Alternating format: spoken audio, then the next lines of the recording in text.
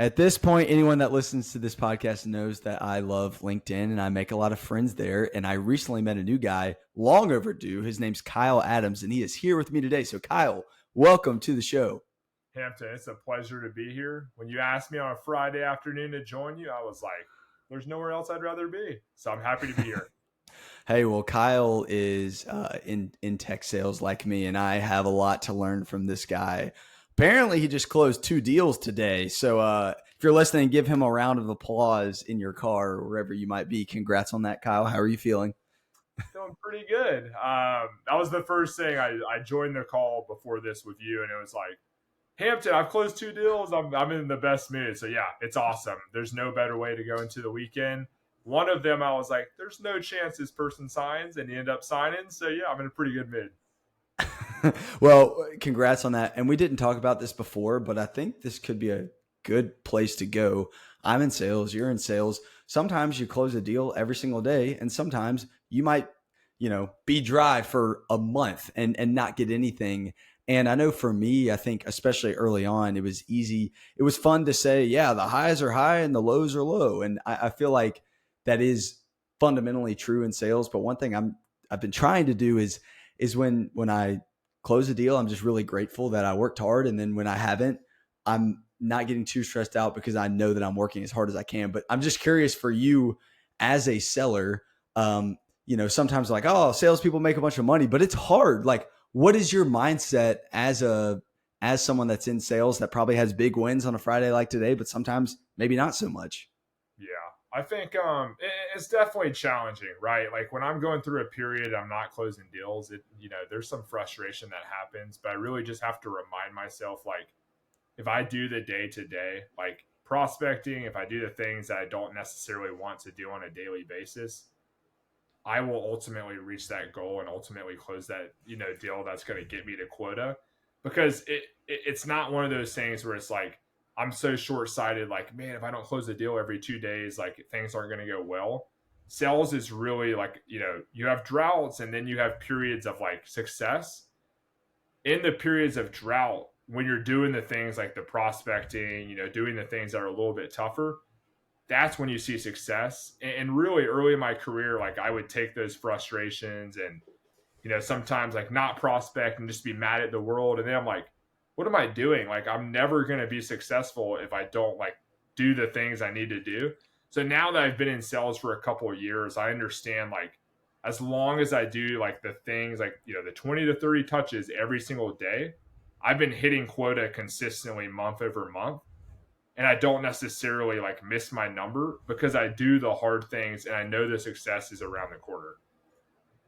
Dude, that's solid. And that applies to life too. I mean, if you're trying to build a habit, if you do the hard thing every day, you're going to be successful. And this is very trendy to say, but it's so true. What are people talking about these days? Like, stop waiting for motivation to come around. Just be disciplined.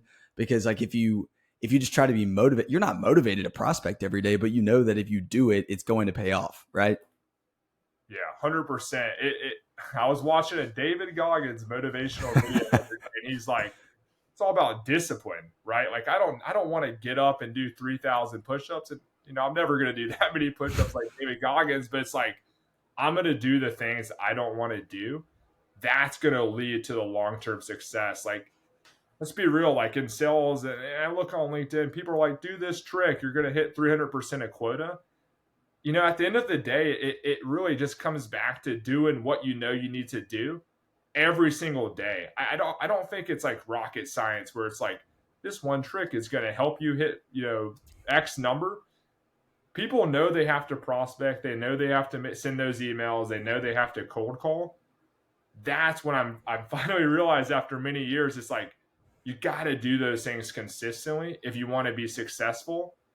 That's the thing I sometimes miss or don't see on LinkedIn is like, really, what did you do to reach that success? Oh, you just did that one trick? No, it's like I worked every single day and put in a lot of effort over a sustained period of time. That's what led to the success. No easy buttons. I think typically greatness does not come on the back end of easy. It comes on the back end of hard. And being uncomfortable and doing the things that you don't always want to do. And everyone listening, maybe you're not a big LinkedIn person, but we're still talking about LinkedIn. I posted this earlier this week for me as much as for anyone else, because I never pretend to be an expert, but it's what you were just saying, Kyle, is you probably know what you need to do. If you want to have more money, spend less, save more. Sure, you can find a job where you make more money or whatever, but if you want to pursue your fitness goals, and we have different fitness goals, but generally it's eat less, move more. Like it's pretty simple. If you want to have better relationships, scroll less on your phone, talk to more people. And I think that we're waiting around for like a silver bullet or an easy button, and it typically just doesn't exist. Yeah, I would agree. Unless you win the lottery. I mean, it's like, what are the odds of that happening? If you look at most successful people, I think most billionaires even are like self-made. I read like I think 80-90% of them are self-made. You have to work. Like behind every success story, there's a lot of work and a lot of effort that you don't see. And the thing is, you're right. Like, you know what you need to do. Like, I know, like, if I make my cold calls and I make enough of them and hit enough accounts, I'm going to set the meetings, which ultimately is going to lead to that deal. That's what was missing early in my career. It's like I was like so impatient. I'm like, I want to be successful now. Where's the success? And then in that like distress, I was like not doing the things I need to do. So I ended up missing quota like the first 6 months in my sales role. And then after those 6 months, I really sat back and like, what am I doing? It's like, oh, I'm so down on myself. I'm not even doing the things that are going to set me up for success. That's when my career really changed and like took off after that. Love that. I think we all need those moments of, what do I actually need to be doing? We need to have a date with ourselves and get to work. Now, I want to get back into your story because I think this will resonate. Again, Kyle and I are not acting like we have it all together, not acting like we're experts. We're in our 20s. We're young in our career. That's what this podcast is for. We're sharing along the way and learning in public, if you will. But this resonated with me. Kyle and I were talking about our moms before this, and it sounds like this hard work thing. Maybe it took a little while in your sales role, but back in college, if I had to take a guess, at least early on in college, maybe you didn't have this kind of work ethic. Tell me that story you were talking about before. This is not a story to tell people how great I am. It's more of a story of like how much I messed up. So in college, was in a fraternity, didn't necessarily take it seriously, partied college, did the things that like going into college, my mom said, don't be like that person, the stereotypical college person. And I did it, right? Like I almost failed out my second year in college.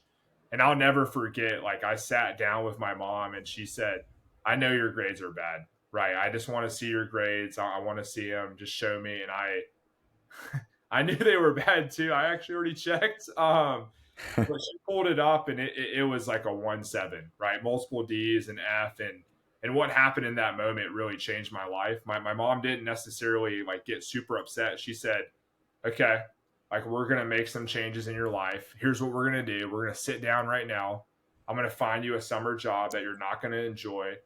And it ended up being UPS. We found a UPS warehouse job, 4 a.m. to 9 a.m. in the morning, some days earlier. But what happened is I started working there and I realized like pretty fast, like this is not what I necessarily want to do for the long haul. And I need to make a change in my life. So I was like, I'm going to be the best truck loader they've ever had. And about 4 months in, they promoted me to a supervisor where I managed 40 people. They actually paid off my college because I lost my scholarship, but they actually ended up paying, UPS did. And it changed my life, right? Like I was a 21-year-old in a position of power at UPS, overseeing 100 plus trucks, getting loaded, sometimes getting there at midnight, and then working until 9 a.m. and then going to class after that. But my grades improved. My work ethic was second to none. And it really goes back to my mom doing that, because if she didn't do that, I probably would have failed out, and I don't know where I would be today. But it took her sitting me down and having a tough conversation and applying to UPS to really change my life. And it's not a story I'm proud of, right? Like I don't take pride in partying and having a 1.7 GPA and almost failing out. Like that's not something I'm proud of, but I think this story shows that you can make a change in your life, and it doesn't matter where you are. Like in that moment, I was like, wow, I'm screwed. I'm never going to get a good job. My GPA is so bad. And it actually was lower than the requirement to even get my sales job at Oracle. But I was able to speak on the experience and tell them how I managed 40 people. And they said that level of experience is better than any GPA we've seen. So that's the story of Kyle messing up, but there's a happy ending at the end. So First off, shout out to your mom. What's your mom's name? Pam Adams, she's a saint, an angel, my role model. She listens to my podcast, so Mom, I love you. Pam Adams, you are the real deal. You and my mom should get coffee sometime because she's got a couple stories similar to that about yours truly. But thank you for sharing that. Um, Here's the thing: though, you didn't have to be the best truck packer they've ever had. Something switched in your head, and not to be cheesy, but this podcast, like, it makes me think of the name "Wake Up and Lead." And I'm not necessarily talking about leading other people. I'm talking about leading yourself, because if you ever really want to impact and lead other people, you've got to learn how to lead yourself. And it sounds like that was a big moment, a big wake up moment for you. But shout out to Pam. But at some point when you got there, something flipped in your mind and you just decided to get after it. I mean, do you remember that moment or anything specific happening that led to you just deciding to grind?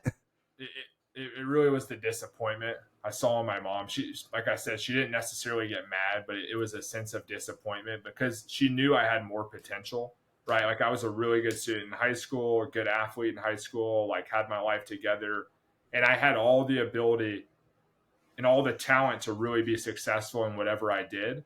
And I just wasted it. And when I got to UPS, I was like, I have talent, I have ability. I want to show, like, to myself more than anyone and my parents, right, that I have ability and I can use that ability for good and ultimately be better. But I lost that, right? Like in the year and a half before that, like I was living not to my full potential. So it really took that moment of applying to UPS and working at UPS to wake up and realize that and say, hey, Kyle, like I have the ability to succeed. It's in me. I can do this, and I'm going to prove it to myself, my family, and to everyone that like I have the ability. So like it took loading trucks for me to realize it, but like it woke me up and seriously changed my life. Wow. I love that. Well, one thing that just came to mind, and I know that you have certainly had hardships in your life. You've got something going on right now that we'll talk about in a little bit, but I know it hasn't always been sunshine and rainbows, but hearing you talk about your story, your parents, the church that you got to grow up going to, your upbringing reminds me a lot of my life. And we're fortunate to have something that a lot of people don't. I read something the other day that said, if you have two parents that consistently give you a hug as a kid, you're in like the 1%, maybe not 1% of the world, but like, and so often I remember looking back and just realizing, man, I took all of this for granted. Like my parents just poured into me. We're at every sporting event, supported me for whatever I wanted to do. And still I went to college and was an idiot at times. And so I guess the message I have, and if you want to add anything to that too, maybe a lot of people listening to this podcast, I don't know your story. You've probably had a lot of hard things in your life, but I do challenge you to, if you do have parents that love you a lot, if you do have a great community, if you did go to school, if you even have gotten to go to college, that's a huge privilege.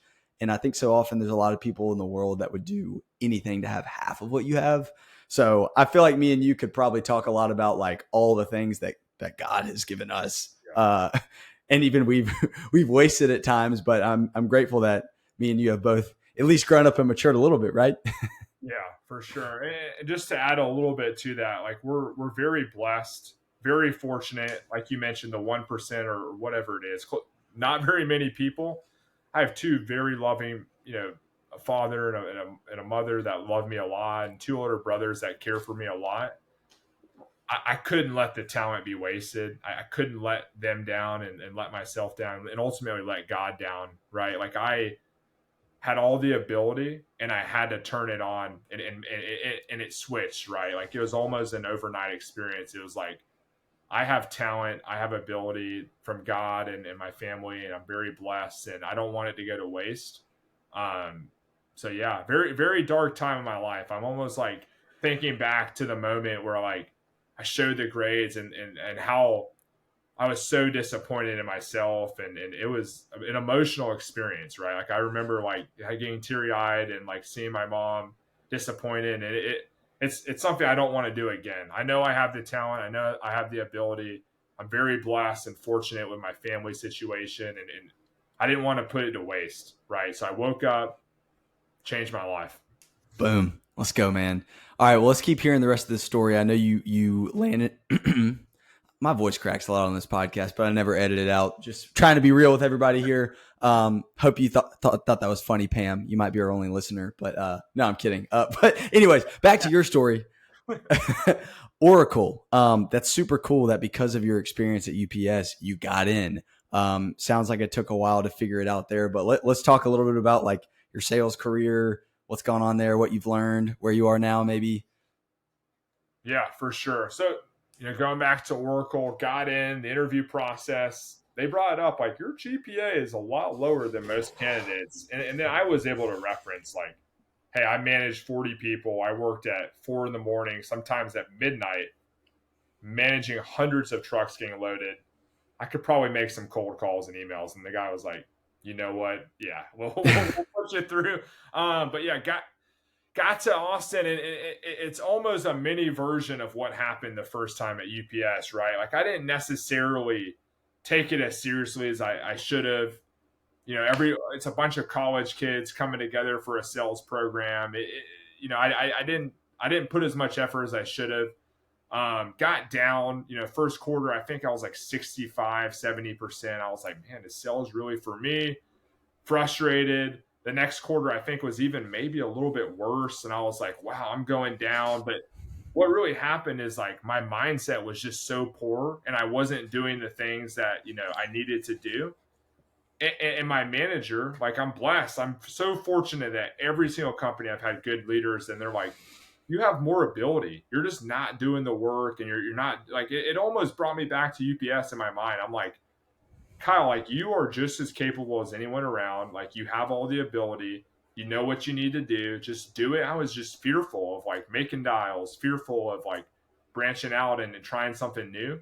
But then once I really bought in and realized that, look, I'm just as capable, my numbers went from like 70% to 140%. And then the quarter after that, 180%.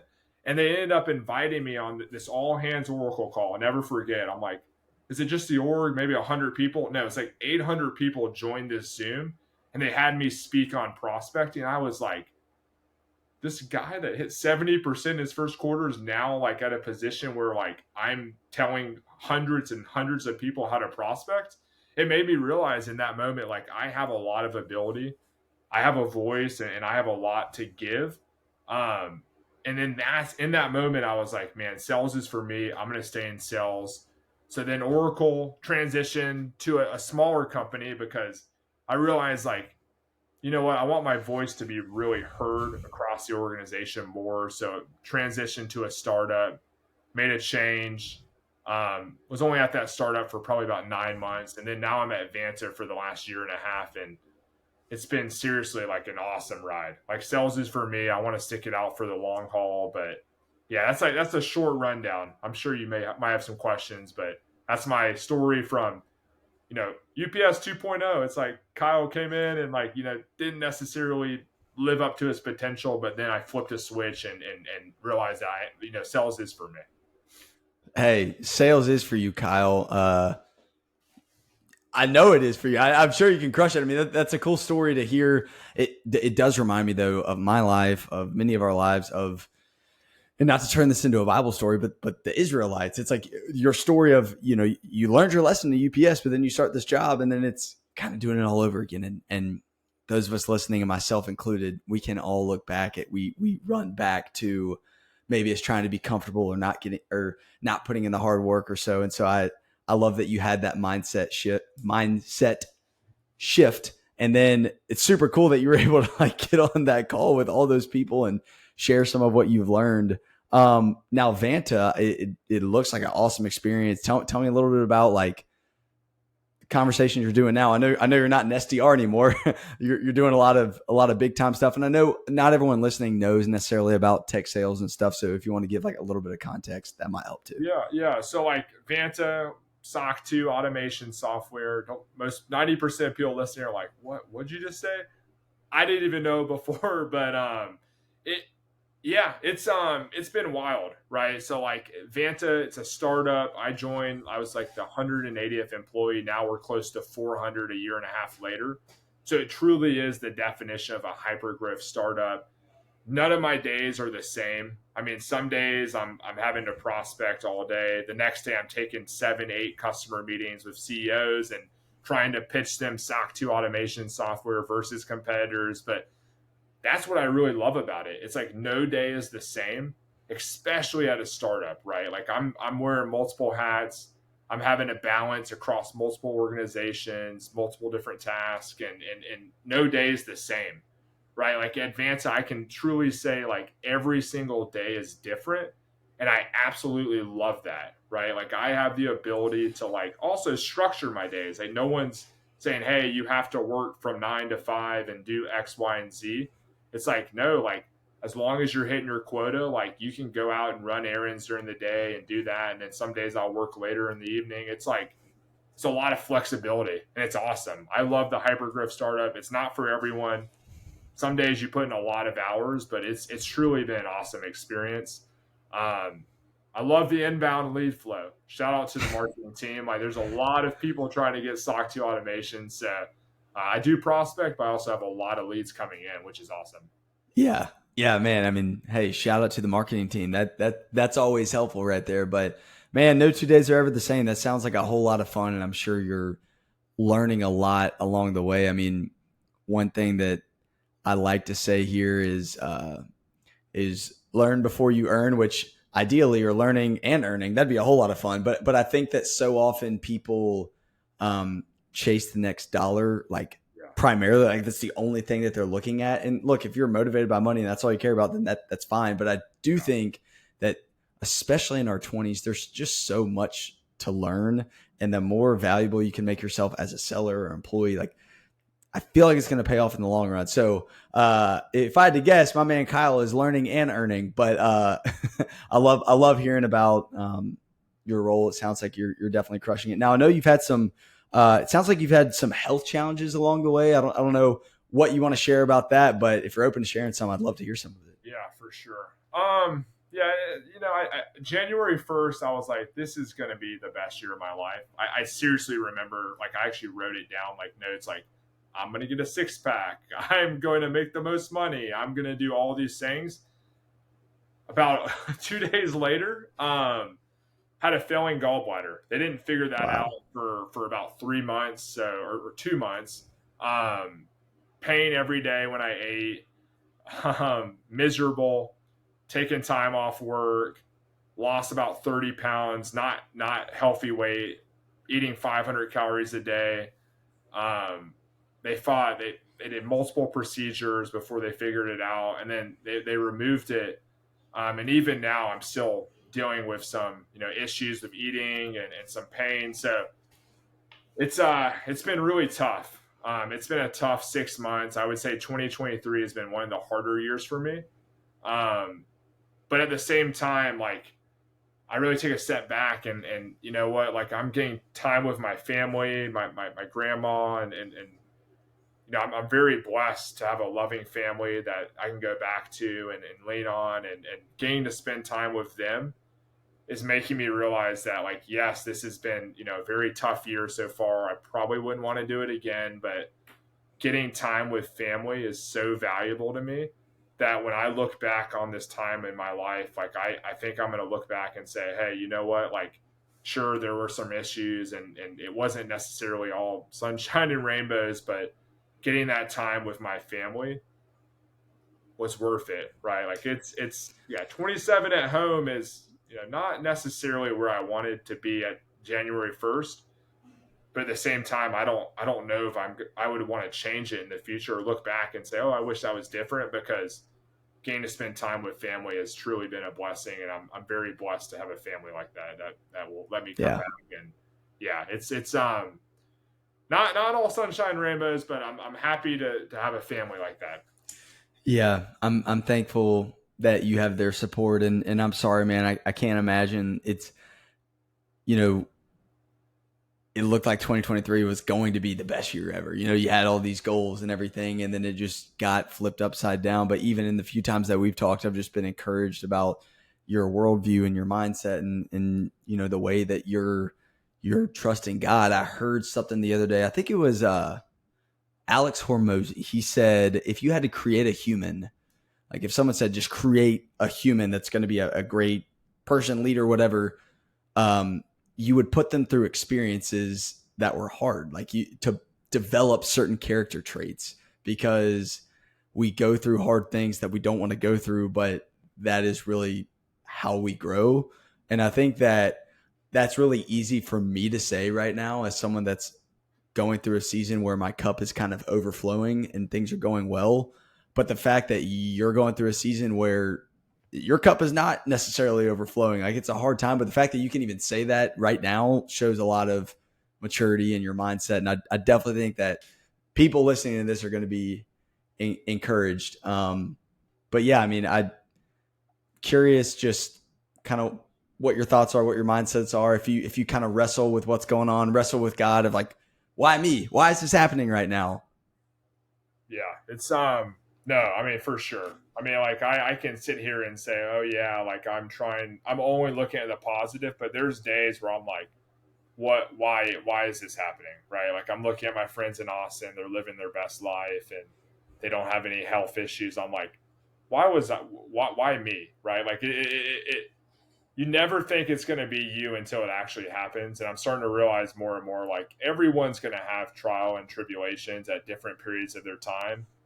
But like, I'm still frustrated, right? Like there's frustration and sometimes some anger and directed towards God. And, there's been times where I lock myself in my room, like, why? Like, why me? And really, why am I having to go through this situation? But at the same time, I think it makes me get closer to God and actually have conversations with Him when I wouldn't necessarily be having those conversations otherwise. So, like, again, right? Like, I'm looking at the positive right now, talking to you, but there's times where I'm like, man, this sucks, right? Like, this Yeah. is not what I want. This is not what I hoped for, not what I dreamed of. January 1st, like, my resolution is to have all these issues. Like, no, like, no one says that, but it's tough days, but I'm optimistic for the future. I am optimistic. I'm going to look back and say, hey, I pushed through that. I can push through a lot of other things. I went through UPS warehouse, 10 hours, 10 degrees. You know what? Like, could always be worse, right? Like, I've gone through Yeah. situations where it was tougher. So you know what? Like, I have my faith in God, and you know what? Faith in His plan and in the future, and I'm going to stick to it and keep being optimistic, right? But Yeah. I will be frustrated some days for sure. Yep. But And that's okay. That's okay to be frustrated.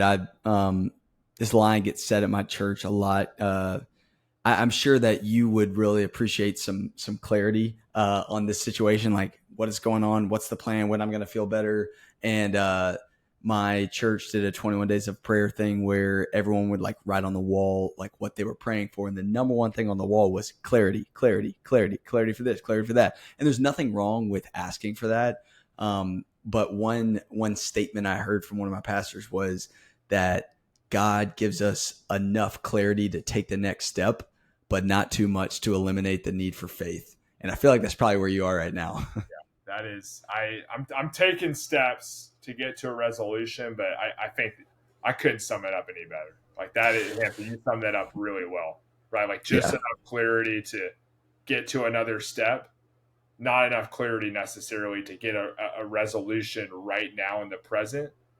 But you know what? As I think about this, it goes back to even sales. It's like, like I don't have clarity that I'm going to hit my number at the end of the month yet. Like I don't have that clarity yet, but like all I can do is just look one step forward. That's what I'm doing with my life. That's what I do with work. and ultimately, like, God's been faithful, and it's led to where I am today, and then I'm very blessed, right? Like, I think there's a lot of people that who are 27 that wish they had my life. So who am I to say, like, man, this isn't fair? Because you know what? I'm very blessed in a lot of ways that other people aren't. So you know what? Yeah. I'm going to look at it through that lens. You summed it up really well, though. That was really good. Mm. I was thankful to hear that, and it's something that stuck with me. I think when we go through hard times, one of the greatest resources in the world that we can seek is community. And I know you have that with your family, like the fact that you're with them, and it sounds like you have a really loving family that is there with each other. I don't know what friendships and everything look like outside of that, but definitely want to encourage the listener who is going through something hard.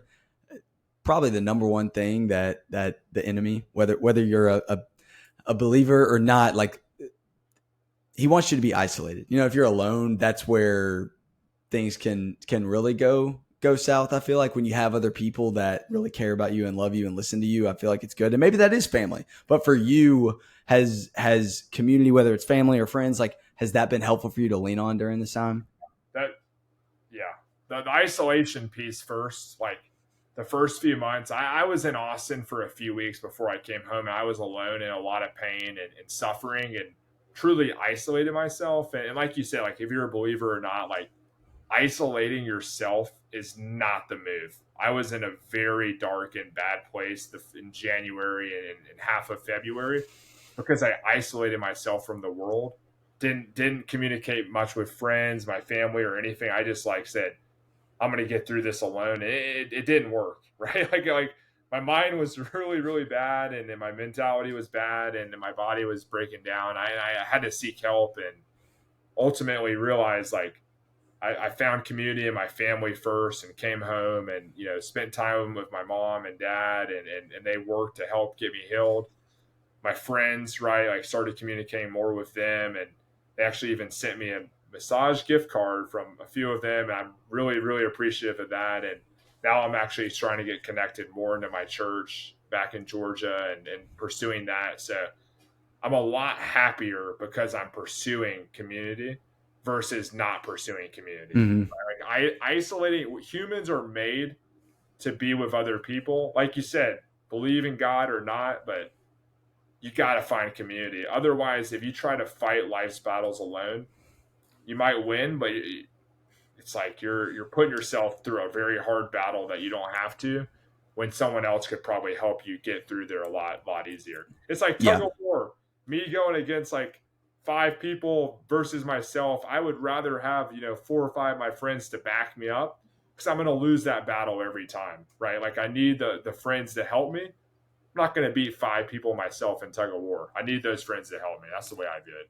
Yeah, that's good, man. And thanks for opening up about being isolated early on.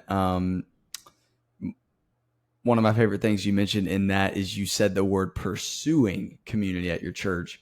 And another little thesis line would be that community is built, not found. I think it's enough. We'd love to press an easy button and immediately have the best friends in the world. But, like, the best friendships and the best community is built over time, uh, with people consistently. Like, another quote that I love is from my church too, but it says the price of community is the sacrifice of commitment. So, like, if you want community, you have to pay commitment. So maybe you're tired after a long day of work and you don't want to, like, go see people, or maybe you're nervous to meet new people, so you don't want to put yourself out there. But if you commit for a long period of time to spending time with people, or to trying to find those people, that's really where those friendships come from over time. And I think that your 20s, which I know a lot of us are in, it's really a time that people can be isolated, because many of us grew up in high school programs. Maybe you went to college, and so you played sports. Friendships are handed to you, and then you graduate and you work 40 hours a week. And if you're not careful, you can be alone a lot and spend a lot more time watching Netflix than talking to people. Yeah. So love that you're pursuing community. I definitely want to encourage other people to do that too. Yeah. That's really good, right? Like, it takes effort. Community doesn't just come to you. You got to pursue it, and you got to put the effort to do it. And sometimes it puts you in situations where it's uncomfortable, but that uncomfortable feeling is worth it. Anything in life worth getting requires a little bit of you being uncomfortable. And I've realized that you got to embrace being uncomfortable. Like, do I want to join a group at my church and meet a bunch of new people? It's a little uncomfortable. I have work. Oh, I could sit at home and watch Netflix. And you're right. Like, you could choose alternatives. Are those alternatives going to help you? Probably not. Yeah, yeah, you're right. Okay, well, unless you have anything to add, I want to end with a very important question.